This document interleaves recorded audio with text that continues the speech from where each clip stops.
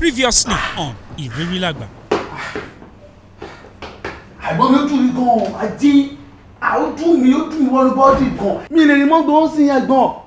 Ibi tẹ́lẹ̀ ti ga láti ti ga ló gbé àwọn ti pè lábúrò ọ̀nà ẹbí kan ṣe tó ṣe omi náà gbò.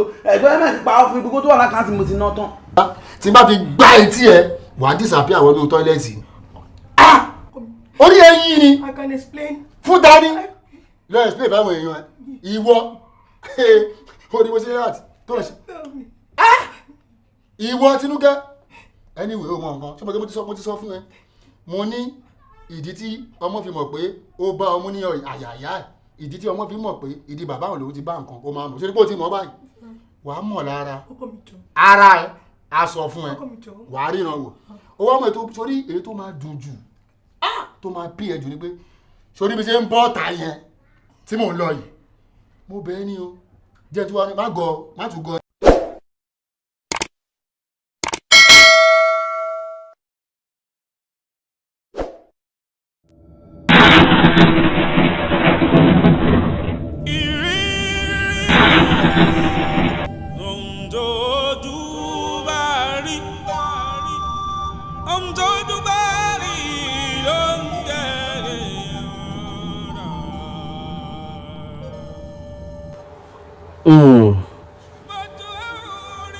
Ayé yìí pín sí méjì.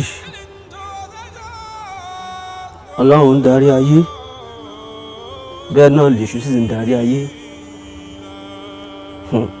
Olówó àti tálíkà, búburú àti dáradára.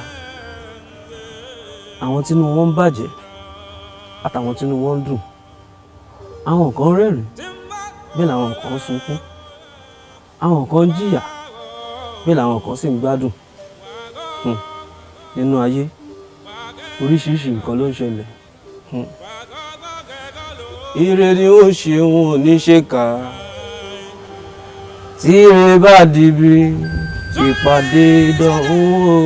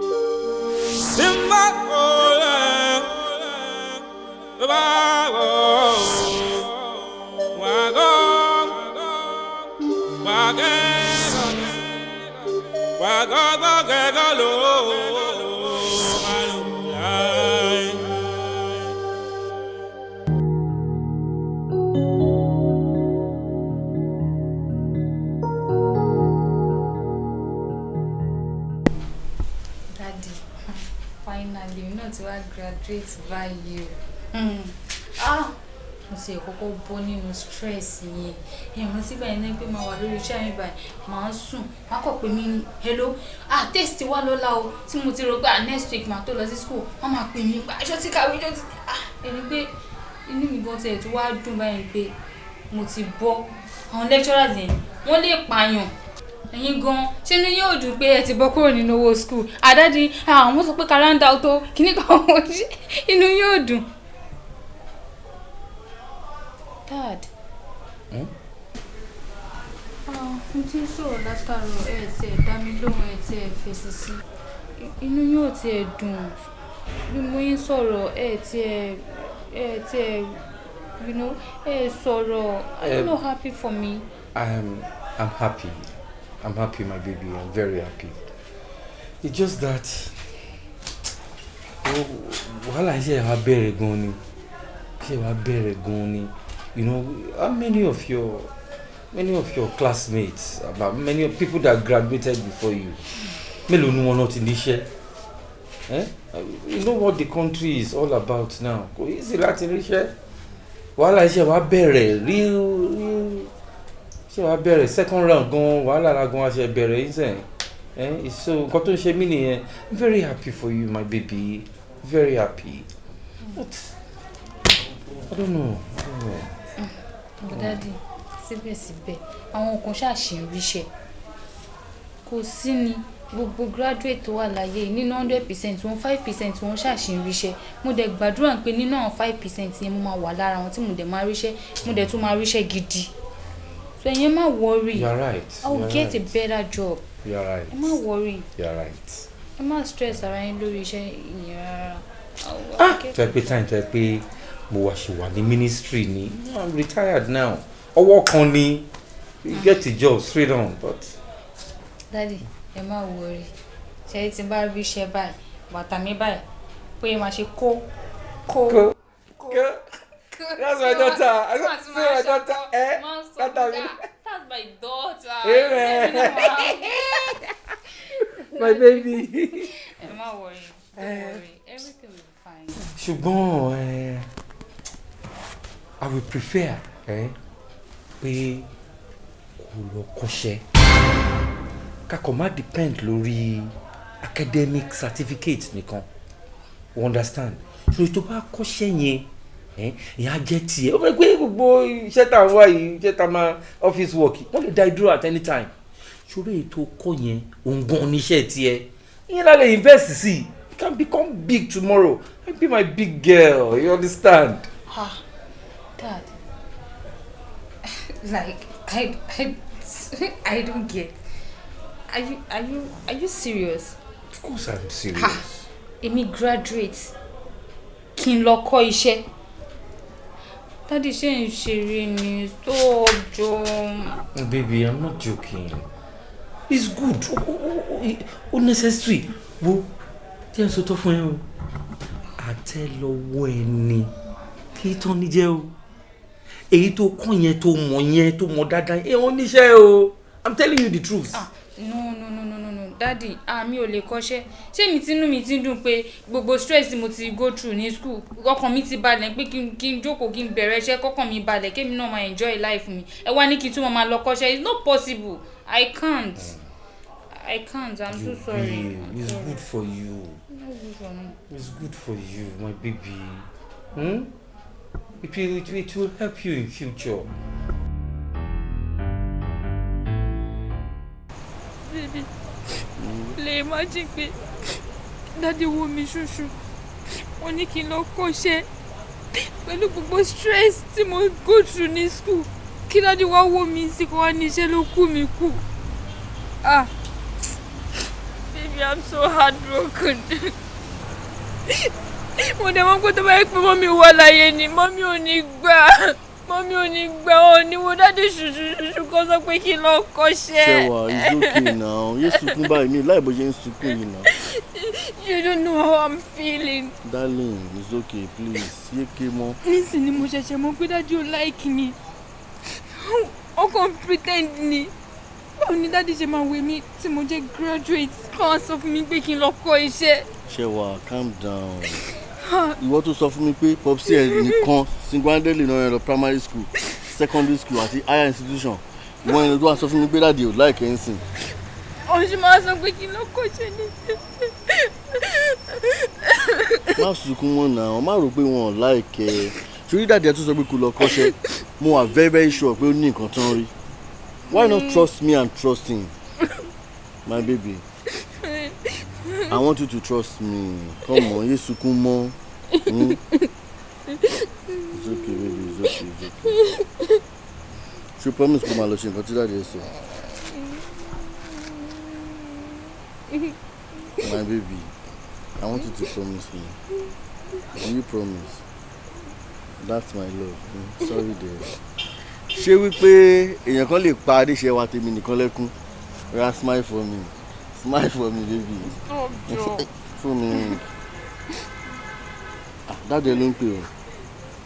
Hello, Daddy. Ẹ káalẹ́ sà. Ẹ ra sà. Bẹ́ẹ̀ni sà, ṣẹ́wà ọ̀dọ̀ mi ló wà sà. Mo mọ̀ sà. Bẹ́ẹ̀ni sà. Mo máa make sure pé mo mú délé sà. Èmi náà mọ̀ pé ilẹ̀ ti ṣú. All right sà. ṣe rí pé dáàdi ẹ love ẹ̀ ń sìn wọ́n rí pé ò wálé wọ́n béèrè àlàáfíà ẹ̀ he loves you baby yeah come give me a hug.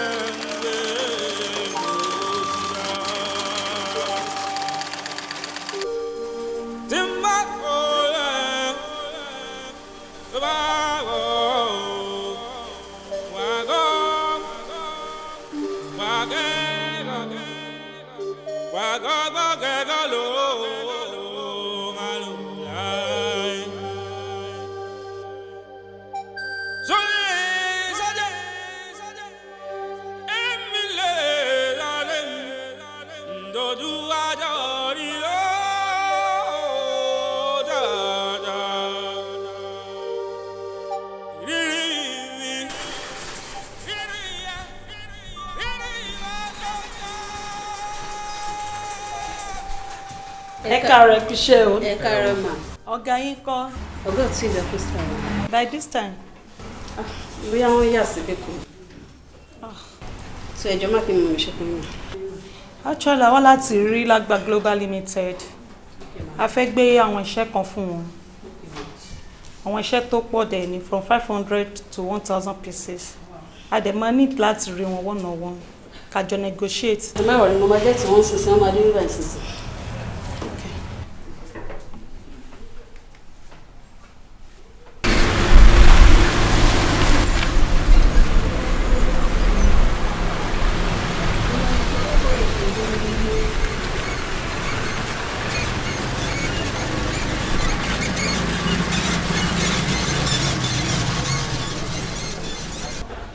Hello, ẹ káàárọ̀ sir. Hello? Hello? Yes sir, sir, ẹ kú ṣàánú sir. Títí, kí ló ń ṣẹlẹ̀? Kí ló ń ṣẹlẹ̀? Ní àná mo àlejò ní ọ́fíìsì wa, so wọ́n gbéṣẹ́ wá fún wa láti company kan ni. Àwọn company? Bẹ́ẹ̀ ni, bulk ni, so mi dẹ̀ fẹ́ ká lose wọn ni sir. Wọ́n ti fẹ́ máa kánjú lọ. Bẹ́ẹ̀ ni sir, bẹ́ẹ̀ ni. Túnjí ò sí mẹ́ ni. Ẹ bá mi dá wọn dúró. Okay sir, mo máa dá wọn dúró. Ẹni mo ti ń bọ̀, mo ti fẹ́ débẹ̀ yẹn. Má pẹ́ sir. Okay sir. Mo ti ń bọ̀.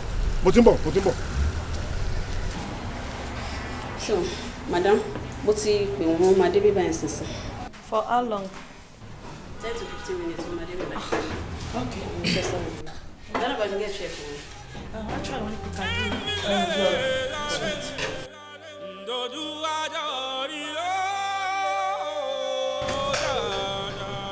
Ẹ wò madam, tẹ́ bá ní ká dúró náà kò sí wàhálà o máa dúró bọ̀ tèmi á ní láti pe complain kí ni kọ́ mọ̀ pé ẹ̀yin lẹ dá wa dúró sí ibi yìí o. Kò lè tó yẹn.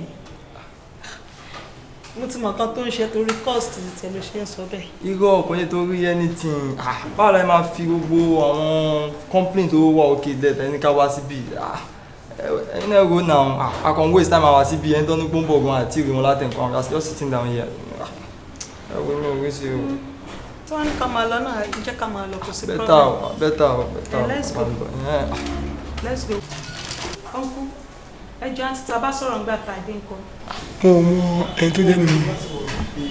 Wọ́n dúdú wọn múra bí àlàjá báyìí. Kó yẹ kó wà níta. Okay, let's go. Ẹ sí wọn.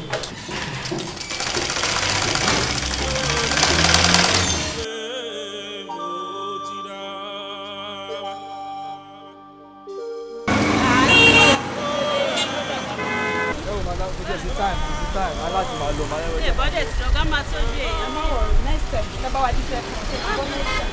Àwọn ni wọ́n next time. Ẹ látàrọ̀.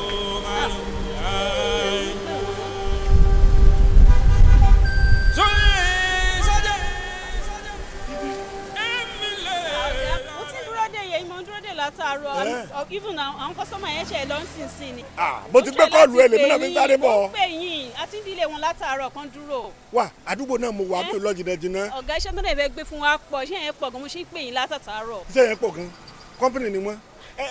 Àdúgbò náà ni mo wà mí ò lọ jìnnà àwọn kọ́sọ́mà kan máa nǹkan báyìí òun ni mo sá fún torí mi tí ì parí aṣọ rẹ̀ bó bá dẹ̀ dé mi fẹ́ kó dá wàhálà sí mi lọ́rùn ni mo fi sá lọ mo rò pé ó wá bí yìí ni ọ̀gá kò sẹ́nibọ̀dì tó wá kọ́sọ́mà gan kò wá mọ́ tó wá náà ni mo pè yín fún yẹn kọ́mpìnì ni mo pè yín fún kò sẹ́nibọ̀dì tó wáyé pé kọ́sọ́mà wa náà fẹ́ gbaṣọ máa ti ní pé mi ní pè yín ní pé kẹ́ máa bọ̀ wá. èmi náà mo fẹ́ wá ní. mi fẹ́ ká lùsù wọn nìyẹn ọ̀gá ó dẹ̀ dùn mí gan ṣe lọ́nsìn ni. so o lè bá ń lépa wọn lọ. ẹ jẹ́ kí n sáré bóyá mo sì máa bá mọ́tò wọn ṣe lọ́nsìn. mọ́tò náà gbé wá. bẹ́ẹ̀ ni mọ́tò ni.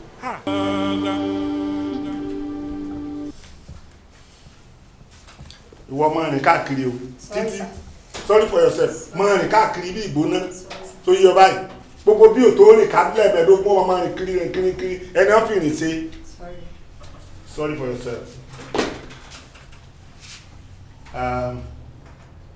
Amúnidára amúnidára amúnidára o adára fún gbogbo wa o ẹ káàárọ̀ ẹgbẹ́ mi kúkú lọmọ ọ̀dọ́ yín ẹ káàárọ̀ tàà ẹ káàárọ̀ mọ̀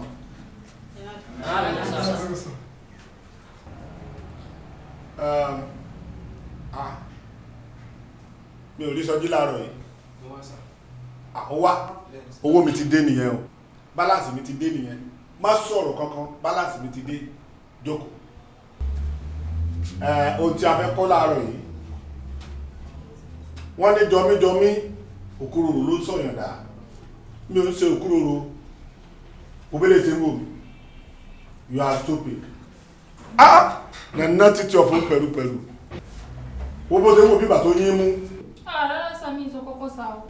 you are stupid shut up ó lọ pé mi rí ẹni you are very very stupid ó bó yín sorry for yourself don't sorry for me yóò ń ṣe bá tó ṣe dà sí mi ó bó ṣe ń ṣe àánú ẹ̀ ṣe mí èrò tètè jí èrò tẹ́lẹ̀ ọgbọ̀n tèrò láwí fèrò passenger wake quick passenger stay small before you wake you are talking the passenger for passenger tèrò láwí fèrò ara ẹ ló ń ṣe nígbà tó bá yá wa kó lára rẹ wà á jáde wà á kúrò ní tó bá nǹkó máa lọ sí nana títí ọ̀fun pẹ̀lú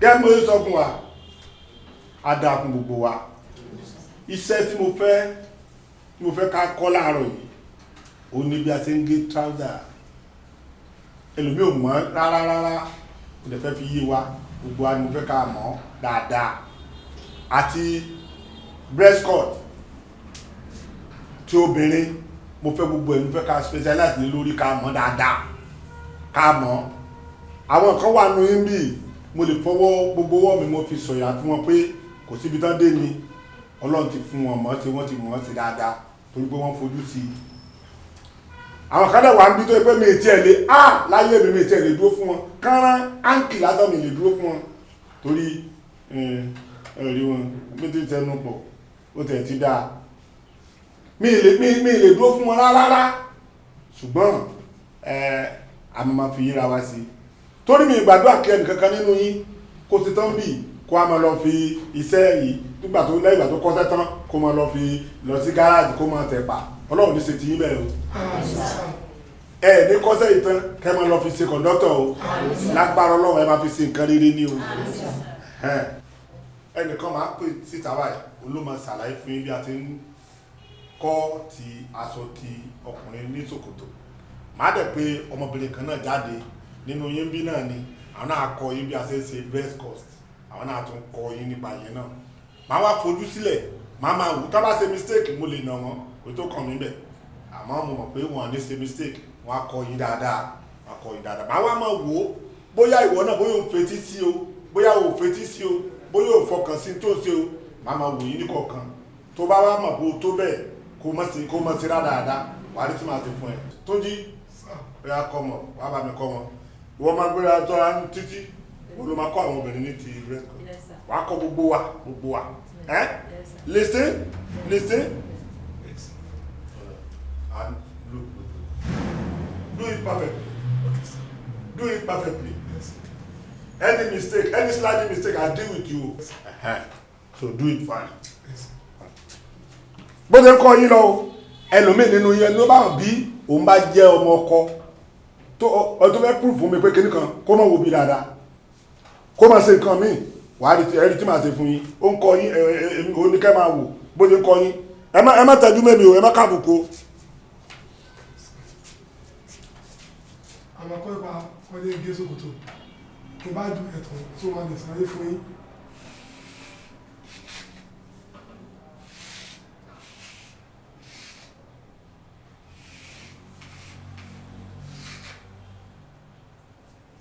Listen, mo do it báyìí. Mo do $1,000. Hold on. Ayé ti ṣe ọ́. Oh ma. What is doing you? Gbogbo yé ti ẹ̀. Ọgbẹ́ mi ìdákẹ́ lórí ọ̀rọ̀ ẹ̀. Ayé ti ṣe ọ́. Tí n bá lè mẹ́nu kó mi ọ̀rọ̀ ẹ̀ báyìí. If I get out my mouth from you, it's going to be a concussion. Sorry, sir. Sorry for yourself. Ṣùgbọ́n tí mo dúró yìí, nǹkan náà kọ́ sí ìmùsùn tó ń pé nípa amẹ́símẹ́ǹtì. Tí ẹyẹ bá lo 40, ọ̀rẹ́ gẹ́sọ̀ tó yẹ a máa fi 5 fún, ó jẹ́ 45. So àwọn máa ṣe kí waste ẹni yẹn tó wá jẹ́ bí 50.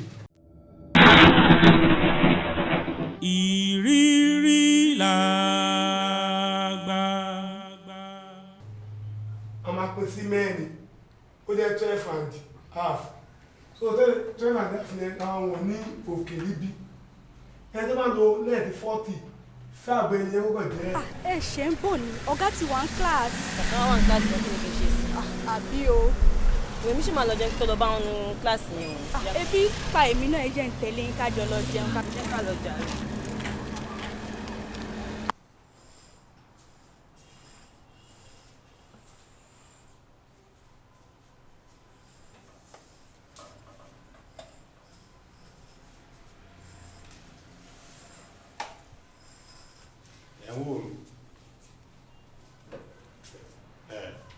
Ìyá ń jẹ yín ẹsẹ bí mo nà yín ni èmi ò rí ti yín rò mọ́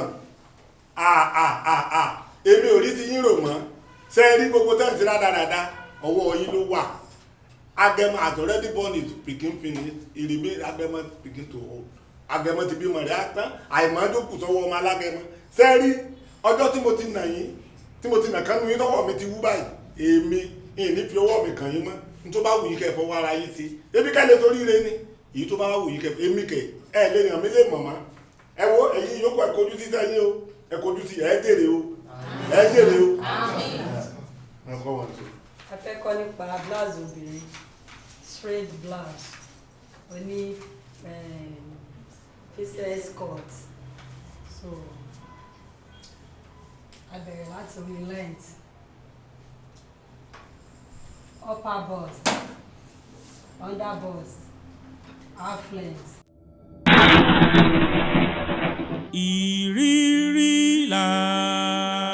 IRIRILAGBA. Next on IRIRILAGBA. Gbogbo ìjìká wọn tẹ̀lé lẹ́sẹ̀ jẹ́ sọ̀rọ̀ bísínẹ́sì ni.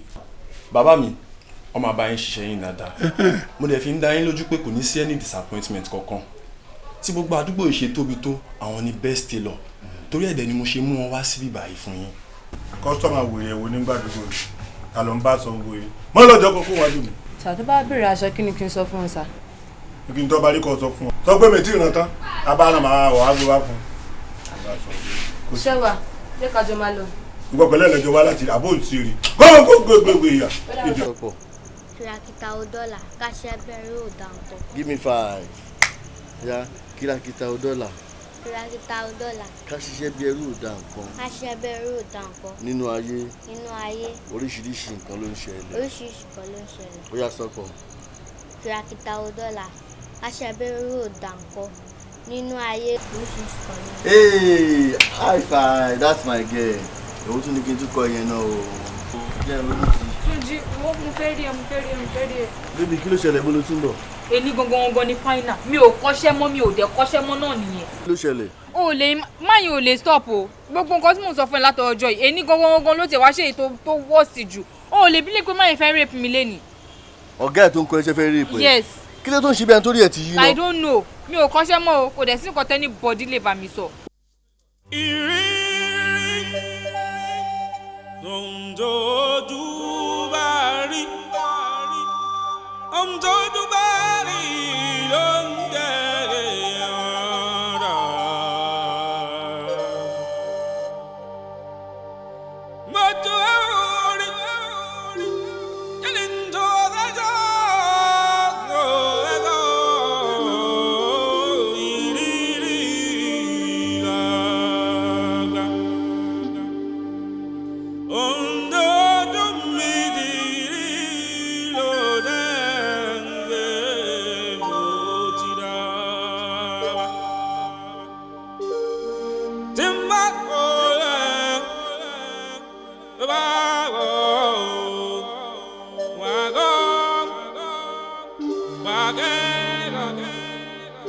Wagga